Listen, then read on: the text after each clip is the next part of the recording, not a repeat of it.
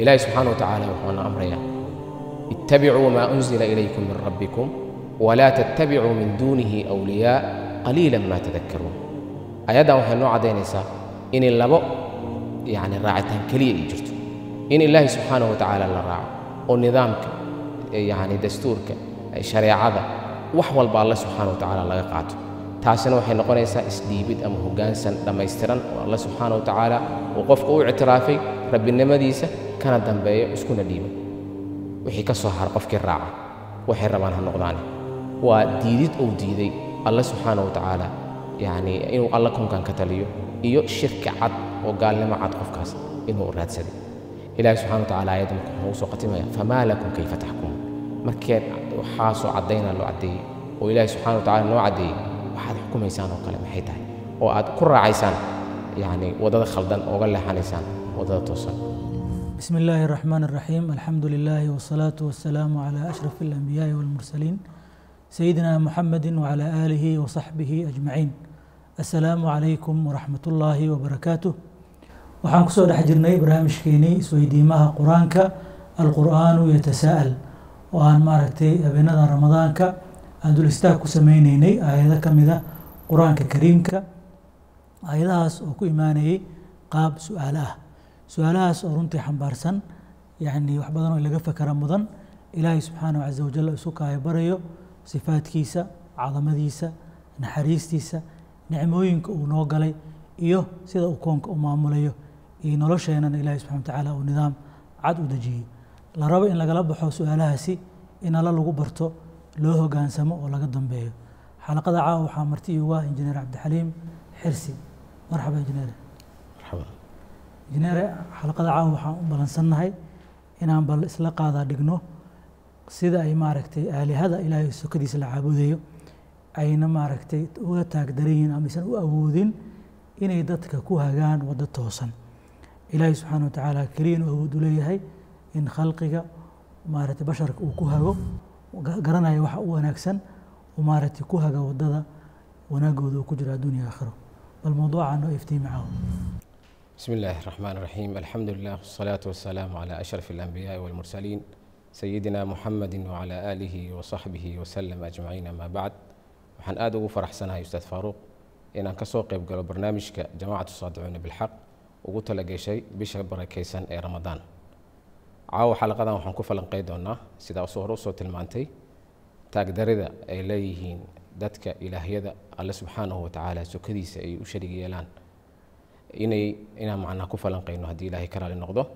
أنه كدر سيدونا آيات سورة يونس كجرته إلهي سبحانه وتعالى وحوليها أفمن يهدي إلى الحق أحق أن يتبع أما لا يهدي إلا أن يهدى فما لكم كيف تحكمون. waxaan aayaddan dul istaagi doonaa saddex qodob oo aad iyo aad muhiim u ah caqiidada islaamka. qodobka koowaad waa qul hal min shurakaa'ikum man yahdi ila alxaq. alla subxaana wa tacaala wuxuu noo caddaynayaa shurakada imaanta ama ilaahyada ilaahay subxaana wa tacaala sokadiisa ay dadka ka samaysteen ay caabudaan adeecaan kana dambeeyaan taagdarida ay leeyihiin ayagoo markaasi dadka ka raadinaya inay wax naanficaan ama ay dhibka celshaan. ilaahay subxaana wa tacaala rasuulkiisa wuxuu farayaa inuu weydiiyo calayhi salaatu wasalaam inuu weydiiyo qul hal min shurakaa'ikum man yahdi ila alxaq ma jiraa mid shurakadiinna ka mid ah oo inku hanuuni kara waddada toosan idin cadday kara rasuul idiin soo diray kutub idiin soo dejiyey wax xaqa idiin sheega waxa baadilkane idiin caddeeya ma jiraan. jawaabtu waxay tahay waa maya. allah subxaana wa tacaala saas uguma harin qur-aankiisa wax badan ayuu ku caddeeyey taagdarida ay leeyihiin ilaahyada allah subxaana wa tacaala sokadiisa ay sheegteen. ilaahay subxaana wa tacaala qur-aankiisa wuxuu ku leeyahay waاttakhaduu min duunihi aalihatan laa yakhluquuna shay-an wahum yukhlaquun walaa yamlikuuna lianfusihim daran walaa nafca walaa yamlikuuna mowtan walaa xayaatan walaa nushuura. sidoo kale ilaahay subxaana wa tacaala wuxuu leeyahay إن الذين تدعون من دون الله عباد أمثالكم فادعوهم فليستجيبوا لكم إن كنتم صادقين. الله سبحانه وتعالى وحكنا عدينا ويعبدون من دون الله ما لا يملك لهم رزقا من السماوات والأرض شيئا ولا يستطيعون. aayadahaasoo dhan waxay tilmaamayaan oo ilaahay noogu caddaynaya sida ay u taagdaran yihiin ilaahyada ay dadka maanta yacni allah subxaana wa tacaala sugiisa ka samaysteen sidaas darteed ilaahay wuxuuna amrayaa uuna farayaa walaa tadcu min duuni illaahi maa laa yanfacuka walaa yaduruk fain facalta fainaka idan min aldaalimiin su-aashu marka waxay tahay waxa hadday dadku aysan ilaahyadaas waxba u taraynin ay u caabudayaan uga dambeynayaan una caddaynayaan maxay tahay ilaahay wuxuu noo caddaynayaa oo suuratul ancaam aayad ku jirta noogu caddaynaya inay shayaadiinta u qurxinayso oo diintooda ay diin kale u matalayso ayagoo ku halaagaya taasna ugu dambayntii ilaahay wuxuu leeyahay wakadalika zayana likathiirin min almushrikiina qatla awlaadihim shurakaa'uhum liyurduuhum waliyalbisuu calayhim diinahum walow shaaa allahu maa facaluuh fadarhum wamaa yaftaruun meeshaas marka waxaa nooga cad sida ay u taag daran tahay aalihadaas qodobkaas koowaad waan dul istaagina aayadda waa qul hal min shurakaa'ikum man yahdi alxaq haddii aan gudubno qodobka labaad ilaahay subxaana wa tacaala wuxuu leeyahay qul illaahu yahdi lilxaq markaan soo caddaynay inay shurakadaas aysan cajsi ay leedahay ama aysan waxba taraynin aayaddan ilahay wuxuu ku caddaynayaa qul illaahu yahdi alxaq idan ilaahay subxaana wa tacaala keligiis ayaa dadka ku hanuuni kara waddada toosan ilaahay subxaana wa tacaala qur-aankiisa wax badan wuxuu noogu caddeeyey in aysan kala maarmin ama aysan kala baxaynin qadiyadda abuuritaanka iyo qadiyadda hanuuninta sida hadda aayaddan caawa aan ka hadlayno qul hal min shurakaa'ikum man yahdi lilxaq aayadda ka horaysa ilaahay subxaana wa tacaala uu weydiiyey qul hal min shurakaa'ikum man yabda'u alkhalqa uma yuciiduh qul illaahu yabda'u alkhalqa uma yuciiduh faannaa tu'fakuun markaas kadib ayaa la weydiiyey qul hal min shurakaa'ikum man yahdi lilxaq sidoo kale ilahi wuxuu noo caddaynayaa in insaanka uu asaga abuuray kadibna uu hanuuniyey haddaan mitaal soo qaadano nebi muuse iyo fircoon wuxuu weydiiyey nebi muuse calayhi salaam rabbigiina yaa waay asagii nebi haaruun calayhi salaam calayhim assalaam nebi muuse wuxuu ku jawaabay qaala faman rabbukumaa yaa muusa qaala rabbuna aladii acطaa kula shayin khalqahu uma hadaa sidoo kale nebi ibraahim calayhi salaam asagoo u caddaynaya qoomkiisa una sifaynaya ilaahay alla subxaana wa tacaala wuxuu tilmaamay aladii khalaqanii fahuwa yahdiin ilaahay subxana wa tacaala sidoo kale wuxuu naga hadlaya insaanka siduu u abuuray iyo siduu waddada ugu toosiyey ilahay wuxuu leeyahay alam najcal lahu caynayn walisaanan washafatayn wahadaynaahu najdayn meeshaas marka waxaa nooga caddaynaysa oo si fiican ugu muuqanaysa in alla subxaana wa tacaala keligiis uu koonku abuuray asagana uu caddeeyey miaal marka haddaan soo qaadano haddii aalad nooloo keeno ama mashiin meeshaan la keeno oo si adag loo soo farsameeyey mashiinkaas sida loo isticmaalaa ama hadduu hallaabo loo cilad bixinaa cidda keliya kuu sheegi karta ama kuu cadday karta waa ciddii soo samaysa sidaasi la mid ah kownkan maadaama ilaahay subxaana wa tacaala keligiis oo abuuray cid la abuurtana aysan jirin keligiis oo maamula cid la maamushana aysan jirin asaga keligiis ayaa hanuunintiinta iskale alla subxaana wa tacaala aayado badan noogu caddeeyey waxaa ka mid ah alla subxana wa tacaala wuxuu leeyahay soo nebigiisa la hadlaa innaka laa tahdii man axbabta walaakina allaha yahdi man yashaa sidoo kale ilahi wuxuu leeyahay laysa calayka hudaahum walaakina allaha yahdi man yashaa hanuunka marka aayadahan labadan aayad nooga muuqanayo waa hanuunkii hidaayat tawfiiq ama allah subxaanahu wa tacaala inuu qalbiga qofka ku tuuro xaqa fahansiiyo kadibna uu raaco wixii ilaahay subxaana wa tacaala uu soo dejiyey oo markaasna uu ku qanco su-aashu marka waxay tahay ilaahay subxaanahu wa tacaala insaanka mar kasta wuxuu siiyey karaamo ilaahay subxaana wa tacaala insaanka wuxuu siiyey ikhtiyaar bixikmatihi ayuu waddada saxeedna u muujiyey waddada khaldaneedna u muujiyey kadibna asaga ayaa isticdaadkiisa ama diyaargarowgiisa waddada saxna ku aada waddada khaldaneedna ku raaca ilaahay wuxuu leeyahay hal ataa cala alinsaani xiinu min addahri lam yakun shay-an madkuura inaa khalaqna alinsaana min nudfatin amshaajin nabtaliih fajacalnaahu samiican basiira inaa hadaynaahu sabiila imaa shaakiran wa imaa kafuura idan meeshaas waxaa nooga cad qofka in allah subxaana wa tacaala uu caddeeyey hanuunkii saxda ah jazakum allah khayr jazaaka allahu khayran jan cabdixaliim ficlan culammadu waxay tilmaamaan hidaayada inay tahay laba nooc maarata hidaaya dilaala wa irshaad oo qofkii in lagu tusaaleeyo waddadii saxneed iyo hidaaya towfiiq oo maaragta ilaahay qalbigiisii inuu xaqii maaragta u furo oo uu maaragtay ku ilhaamay inuu qaato middaa hore marka waa midda ay ducaadda doorkooda ku go-an yahay maaragtay uu ku egyahay dadka inay tusaan waddadii u caddeeyaan intaas maaragtay wax ka badanna ma awoodi karaan taa laftirkeeda wax ilaahay subxaana watacaala xaggiisa ay kala yimaadeen bay dadku ugu iftiiminayaan oo ilaahay subxaana watacaala leeyahay nabiga calayh salatu wasalaam wa innaka latahdii ilaa siraatin mustaqiim waddada toosan baa dadka u tilmaamaysaa oo iftiiminaysaa macnaha uu ka sheekeynayay maaragtay qowmkii thamuud markii nabi saalex ilaahay u diray ilaahay uu leeyahay maaragtay wa amaa thamuudu fahadaynaahum waddadii aan u tusnay maaragtay u caddaynay maaragtay biladillati albayina baa loogu sharxay laakiin way diideen waa qaadan waayeen fastaxabu alcamaa cala alhudaa maaragtay waddadii oo cad ilaahay subxaana watacaala wuxuu u soo dejiyey iyo towxiidkii oo cad bay ka leexdeen shirkigii iyo waddadii mugdiga ahayd ayay doorteen ay ku adkaysteen macnaha hidaayada nooca labaadna waa mid ilaahay subxana watacaala u gaar leeyahay oo qalbigaas maaragtay inuu xaqa u furo oo qaadsiiyo oo wax ilaahay subxana watacaala la gaar noqdo laakiin ilaahay caza wajalla dadka ma dulminayo maaragtay waxyaalo ilaahay uu ku og yahay qofka mudnaanaya inuu hanuunsamo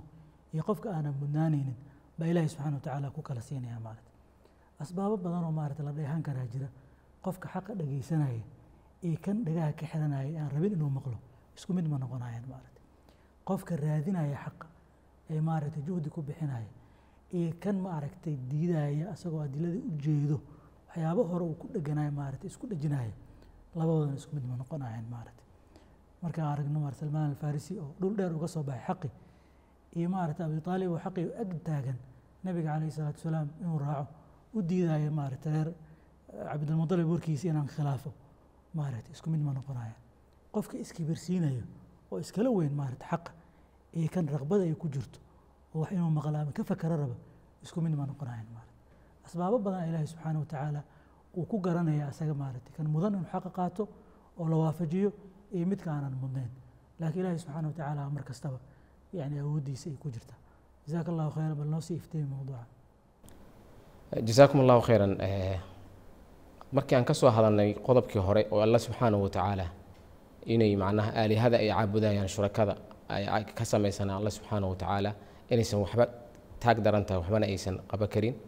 qodobkii labaadna aan ku soo cadeynay in Allah subhanahu wa ta'ala kaligiis oo hidaayada leeyahay hanuuninta maadaama kaligiis uu koonka abuuray shadriga saddexaad ama qodobka saddexaad ayadu waxay noo cadeynaysaa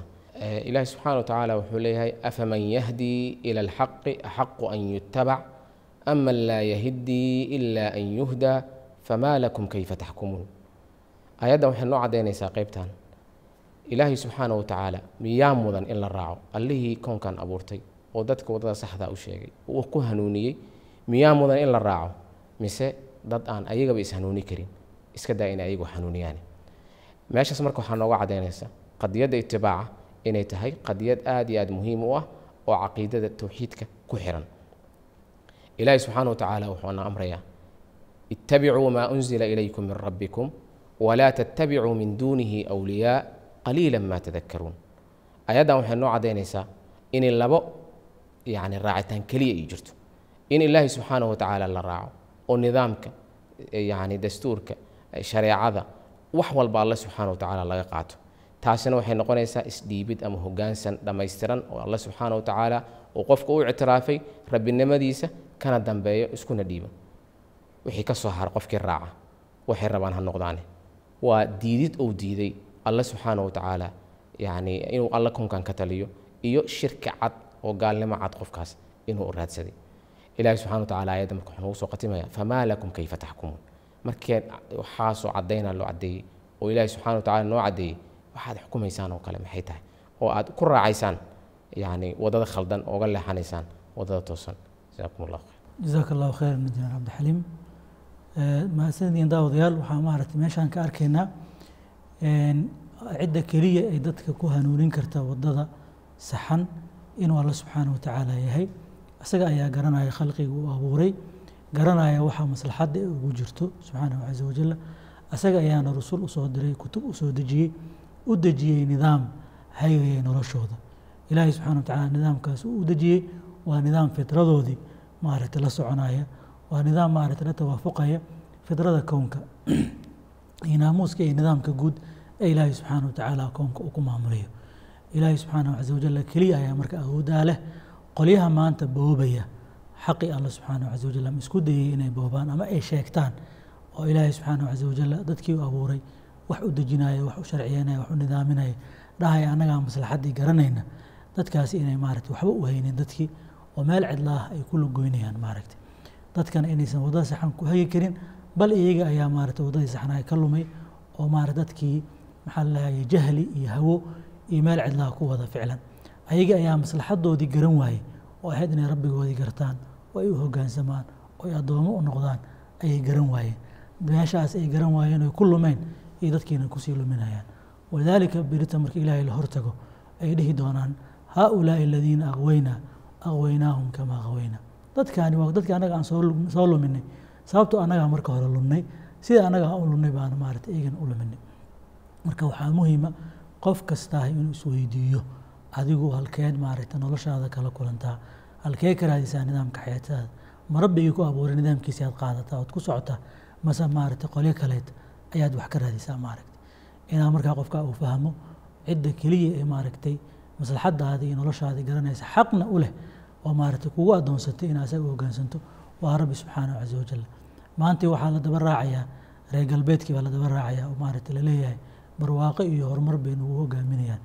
oo maantay bani aadamkii ilaahay karaameeyey ee uu yidhi maaragtay walaqad karamnaa bani aadama waxamalnaahum fi lbari waalbaxri